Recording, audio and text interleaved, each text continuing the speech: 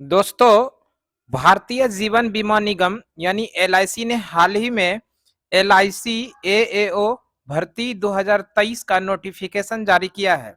LIC AAO jobs 2023 के लिए योग्य एवं शिक्षक इच्छुक अभ्यर्थी जो कि विभाग के द्वारा निर्धारित शैक्षणिक योग्यता की पात्रता रखते हैं, वो अभ्यर्थी अंतिम तिथि से पहले विभाग के ऑफिशियल वेबसाइट के माध्यम से ऑनलाइन फॉर्म भर सकते हैं आप, और आप एलआईसी में नौकरी के लिए एक कदम और आगे बढ़ा सकते हैं। दोस्तों, हम लोग इस क्लास में अभी भारतीय जीवन बीमा निगम यानी एलआईसी के द्वारा जो नई भर्ती आई है, इसके बारे में कुल पद, शुल्क, आयु सीमा, चयन की प्रक्रिया, इन सभी बातों पर पूरी डिटेल एक्सप्लेन के साथ बात करने वाले हैं। और आप सरकारी नौकरी की तलाश में हैं तो आप सही जगह पहुंच गए हैं, success education point YouTube channel पर। इस चैनल के माध्यम से गवर्नमेंट के द्वारा जो नई वैकेंसी आती है उसके बारे में हम बताने का प्रयास करते हैं आप लोगों को। तो अभी हम लोग इस वीडियो के अंदर भारतीय जीवन बीमा निगम के बारे में जो नई भर्ती आई उसके बारे में डिटेल से बात करने वाले हैं। आप लोग अंत तक जरूर जुड़े रहिएगा दोस्तों। चलिए शुरू करते हैं इस वीडियो को। सबसे पहले हम लोग जान लेते हैं आवेदन के ऑनलाइन पंजीकरण और आवेदन शुल्क। सूचना शुल्क के ऑनलाइन भुगतान की प्रारंभिक तिथि, यानी कि ऑनलाइन जो ये फॉर्म भराया जाएगा और साथ साथ में ऑनलाइन जो भुगतान करेंगे, इसकी शुरुआत 21 जनवरी 2023 से हो चुकी है। और आवेदन फॉर्म को भरने के लिए और आवेदन शुल्क जमा करने की जो अंतिम तिथि है वो है 10 फरवरी 2023, यानी कि एलआईसी के द्वारा OOA के द्वारा जो वैकेंसी आई है इसके लिए ऑनलाइन फॉर्म 21 जनवरी 2023 से शुरू हो चुका है, जो 10 फरवरी 2023 तक ये आवेदन आप कर सकते हैं। इसके लिए ऑनलाइन परीक्षा के लिए कॉल लेटर डाउनलोड की अनुमति, यानी कि आप लोगों के लिए जो ऑनलाइन मोड से जो आप लोगों के लिए एग्जाम निर्धारित की गई है, यो एग्जाम के लिए आप लोग अपना एडमिट कार्ड जो डाउनलोड करेंगे वो 4 मार्च 2023 से डाउनलोड कर सकते हैं अपना ई एडमिट कार्ड। ऑनलाइन प्रारंभिक परीक्षा की तिथि, इसमें पीटी परीक्षा का जो तिथि है वो 12 मार्च 2023 है, ध्यान रखिएगा। एलआईसी OOA के लिए जो एग्जाम की तिथि है, पीटी एग्जाम की तिथि वो 12 मार्च 2023 है। ऑनलाइन मुख्य परीक्षा की तिथि यानी कि मेंस परीक्षा का जो तिथि है वो 8 अप्रैल 2023 है। इसमें दो एग्जाम होने वाला है, एक पीटी जो पीटी भी ऑनलाइन ही है और मुख्य परीक्षा जिसको मेंस बोलेंगे वो भी ऑनलाइन ही है। पीटी परीक्षा 12 मार्च 2023 को आयोजित होने वाली है, जबकि ऑनलाइन मुख्य परीक्षा ये 8 अप्रैल 2023 को आयोजित होने वाली है। उम्मीदवारों को सलाह दी जाती है कि विवरण और अपडेट के लिए नियमित रूप से अधिकृत एलआईसी के वेबसाइट, जैसे ये लिंक दिया हुआ है दोस्तों, हम इस लिंक को डिस्क्रिप्शन बॉक्स में डाल देंगे, वहां से आप लोग कंटिन्यू इस पर विजिट करते रहिएगा और न्यू कोई अप टू डेट आता है तो वैसे हम अपने यूट्यूब के माध्यम से भी बताने का प्रयास करेंगे। वैसे कोई भी जानकारी लेना चाहते तो इसी लिंक के माध्यम से आप ले सकते हैं। आगे बात कर लेते हैं हम लोग 1/1/2023 यानी 1 जनवरी 2023 के अनुसार योग्यता योग्यता एवं शर्तें।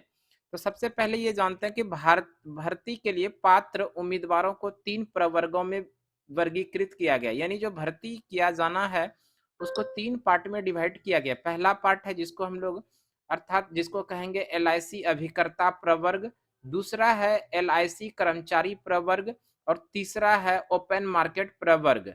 तो इस तरह से ये 3 पार्ट में इसको डिवाइड किया गया है इस वैकेंसी को, और इसके बारे में भी हम लोग जान लेते हैं कि इस फॉर्म को भरने के लिए आप लोगों के लिए निम्नतम शैक्षणिक योग्यता क्या होनी चाहिए। इसके लिए शैक्षणिक योग्यता की बात कर लेते हैं। तो शैक्षणिक योग्यता किसी भी विषय में स्नातक की डिग्री या भारतीय बीमा संस्थान मुंबई की फेलोशिप होनी चाहिए, यानी कि किसी भी विषय से आप स्नातक की डिग्री आपके पास होना चाहिए।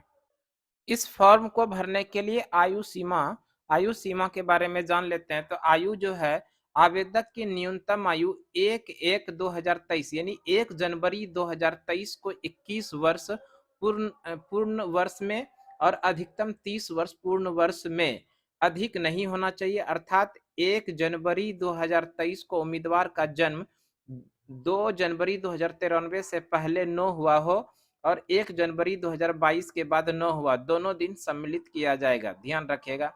इस तरह से ध्यान रखिएगा, 1 जनवरी 2023 को न्यूनतम आयु 21 वर्ष और अधिकतम आयु 30 वर्ष और वर्षों में छूट यानी आयु में छूट दिया गया। ऊपरी आयु सीमा पूर्ण वर्षों में 1 जनवरी 2023 को नीचे उल्लेखित आयु में अधिक नहीं हो। यानी छूट की अगर हम लोग बात कर ले तो नंबर 1 में है अन्य पिछड़े वर्ग के सदस्य, जिसको क्रीमी लेयर के लोगों के अलावे 33 वर्ष, इनको 3 वर्षों का छूट दिया गया। अनुसूचित जाति या अनुसूचित जनजाति के सदस्यों के लिए 5 वर्ष का छूट यानी 35 वर्ष है। एलआईसी कर्मचारी जो अनुसूचित जाति या अनुसूचित जनजाति या एलआईसी के सदस्य नहीं है उनके लिए 42 वर्ष है। एलआईसी कर्मचारी जो अन्य पिछड़े वर्ग का सदस्य क्रीमी लेयर सहित है उनके लिए न्यूनतम आयु 45 वर्ष है। एलआईसी कर्मचारी जो अनुसूचित जाति या अनुसूचित जनजाति के सदस्य उनके लिए आयु 47 वर्ष है। एलआईसी अभिकर्ता के अतिरिक्त director sales association finance service executive जो अनुसूचित जाति या अनुसूचित जनजाति या अन्य पिछड़े वर्ग के सदस्य नहीं है उनके लिए 40 वर्ष है। आगे बात कर लेते हैं एलआईसी अभिकर्ता के अतिरिक्त direct sales associate finance service executive जो अन्य पिछड़े वर्ग की सदस्य क्रीमी लेयर के अलावा है उनके लिए न्यूनतम आयु जो है वो 43 यानी 43 वर्ष है। न्यूनतम आयु, न्यूनतम नहीं दोस्तों, ये मैक्सिमम आयु है, अधिकतम आयु है। एलआईसी अभिकर्ता के अतिरिक्त direct sales association finance service executive जो अनुसूचित जाति या अनुसूचित जनजाति के सदस्य उनके लिए अधिकतम आयु है 45 वर्ष। अब हम लोग जान लेते हैं चयन प्रक्रिया क्या होने वाला, आपका सिलेक्शन किस प्रकार से होने वाला है। चयन ऑनलाइन परीक्षा के बाद ऑनलाइन परीक्षा में अर्हता प्राप्त उम्मीदवार के साक्षात्कार के बाद भर्ती पूर्व चिकित्सा परीक्षा के आधार पर किया जाएगा। यानी कि इसमें जो एग्जाम के बाद पीटी एग्जाम में क्वालिफाई करने के बाद मेंस एग्जाम के बाद आपका साक्षात्कार यानी कि इंटरव्यू के बाद आपका मेडिकल टेस्ट होने के बाद पूर्ण रूप से आपका चयन किया जाएगा। अब हम लोग जान लेते हैं कि प्रारंभिक परीक्षा किस प्रकार से होने वाला है। प्रारंभिक परीक्षा की बात कर लेते हैं तो वस्तुनिष्ठ परीक्षा युक्त प्रारंभिक परीक्षा ऑनलाइन आयोजित की जाएगी।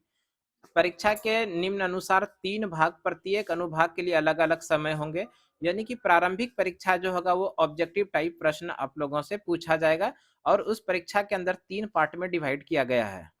ये पार्ट इस प्रकार से है। अनुभाग 1 में तर्क क्षमता जिसको रीजनिंग बोलेंगे, इस रीजनिंग में 35 प्रश्न होगा और अधिकतम अंक 35 है। और परीक्षा का जो माध्यम है अंग्रेजी और हिंदी, जो क्वेश्चन आप लोगों को देखने के लिए मिलेगा अंग्रेजी और हिंदी में ही केवल प्रश्न देखने के लिए मिलेगा। और इस 35 प्रश्न के लिए आप लोगों के लिए जो टाइम निर्धारित है वो केवल और केवल 20 मिनट है। उसी तरह संख्यात्मक योग्यता जिसको हम लोग मैथ बोलेंगे, इस मैथ में आप लोगों को प्रश्नों की संख्या 35 देखने के लिए मिलेगा और इस 35 प्रश्न के लिए अधिकतम अंक भी 35 ही है। और परीक्षा का माध्यम अंग्रेजी और हिंदी, प्रश्न आप लोगों को अंग्रेजी और हिंदी में दिए गए होंगे। और इस 35 प्रश्न मैथ के लिए आपको जो टाइम दिया जाएगा वो 20 मिनट ही टाइम दिया जाएगा। उसी तरह बात कर लेते हैं अंग्रेजी भाषा। अंग्रेजी भाषा में कुल मिला के प्रश्नों की संख्या 30 होगा और अधिकतम अंक भी 30 ही होना है। और ये अंग्रेजी का जो माध्यम होगा वो केवल अंग्रेजी के ही प्रश्न देखने के लिए मिलेगा और इसमें मैक्सिमम टाइम जो है वो 20 मिनट का। इस तरह से पीटी एग्जाम में यानी कि प्रारंभिक परीक्षा में टोटल प्रश्नों की संख्या 100 होगा और मैक्सिमम अगर हम लोग बात कर ले तो 35 ये 70 अधिकतम है और इसमें अंग्रेजी भाषा को सिर्फ क्वालिफाइंग है।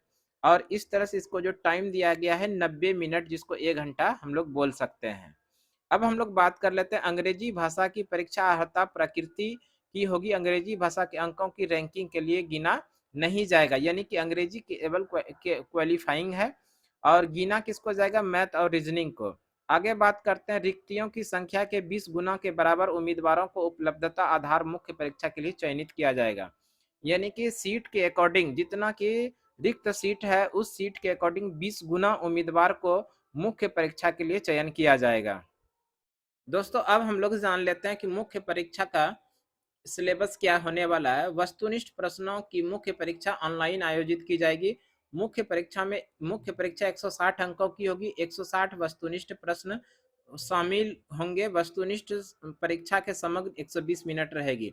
तर्क क्षमता और संख्यात्मक योग्यता यानी कि मैथ और रीजनिंग जो मिला के टोटल प्रश्नों की संख्या रहेगा वो 50 क्वेश्चन रहेगा, 50 मिनट टाइम रहेगा। और ये ये अधिकतम अंक है दोस्तों, प्रश्नों की संख्या 50 और अधिकतम अंक भी 50 ही। परीक्षा का माध्यम अंग्रेजी और हिंदी होगा।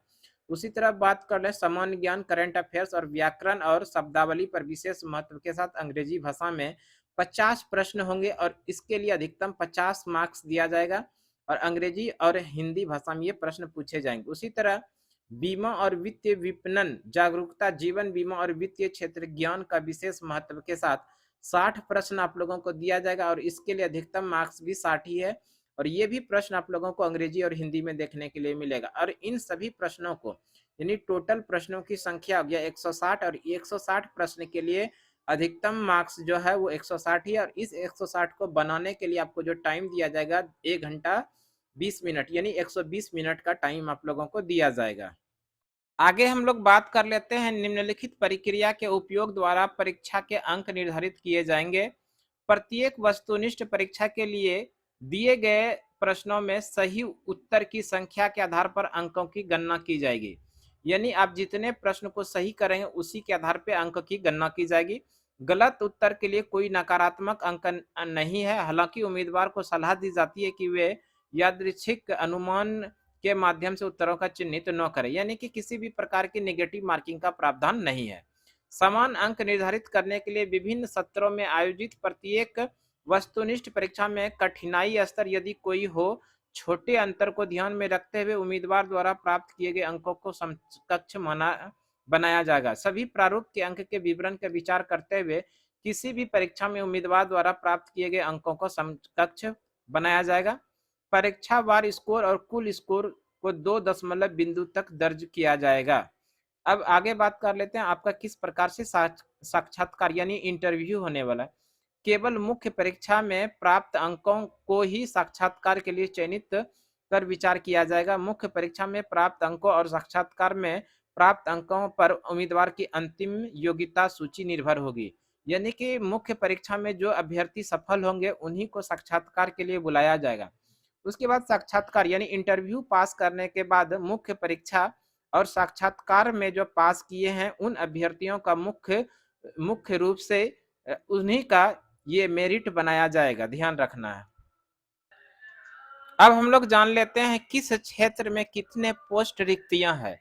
तो सबसे पहले उत्तरी क्षेत्र की बात करें, उत्तर में 495 सीट जो है जनरल वालों के लिए है, 97 सीट ईडब्ल्यूएस वालों के लिए है, 286 सीट ओबीसी वालों के लिए, एससी के लिए 251 सीट है और एसटी के लिए 87 सीट है। इस तरह से टोटल पोस्ट जो है 1216 पोस्ट उत्तर के लिए है।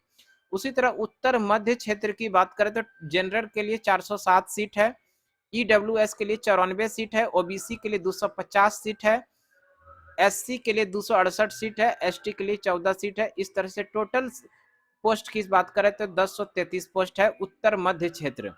केंद्रीय की बात कर ले तो केंद्रीय में टोटल पोस्ट की संख्या 188 है, ईडब्ल्यूएस का 38 है, ओबीसी का 52 है, एससी का 93 है, एसटी का 190 है। कुल मिला के 561 पोस्ट है केंद्रीय में। पूर्व मध्य में बात करें तो 255 सीट है जनरल वालों के लिए, ईडब्ल्यूएस के लिए 44 सीट है, ओबीसी के लिए 90 सीट है, एससी के लिए 85 सीट है, एसटी वालों के लिए 195 सीट है। टोटल पोस्ट जो है पूर्व मध्य में कितना पोस्ट है 669।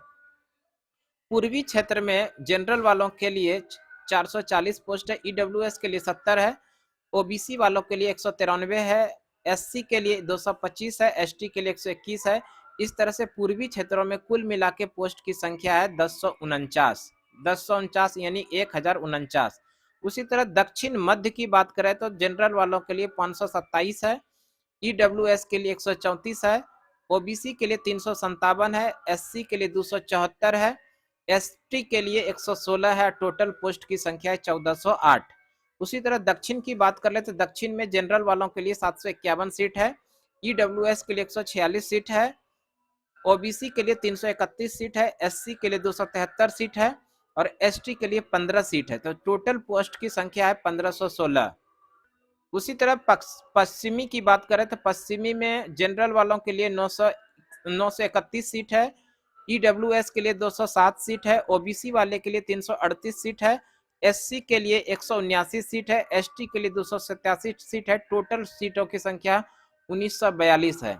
तो इस तरह से वैकेंसी आया है, अलग अलग क्षेत्रों में, अलग अलग कैटेगरी में, अलग अलग जोन में भी अलग अलग वैकेंसी है। तो दोस्तों इस तरह से हम आप लोगों को एलआईसी के अंदर से जो नई भर्ती आई है उसके बारे में पूरी डिटेल एक्सप्लेन के साथ बताने का प्रयास किया। हमें उम्मीद है कि ये वीडियो आप लोगों को जरूर पसंद आया होगा। तो जाते जाते इस वीडियो के अंतिम में एक अच्छा सा कमेंट जरूर कीजिए। आपके कमेंट का हमको इंतजार रहेगा। इसी तरह की नई वैकेंसी के बारे में फिर से नई जानकारी लेके अगले वीडियो में उपस्थित होंगे। तब तक के लिए धन्यवाद दोस्तों। जय हिंद।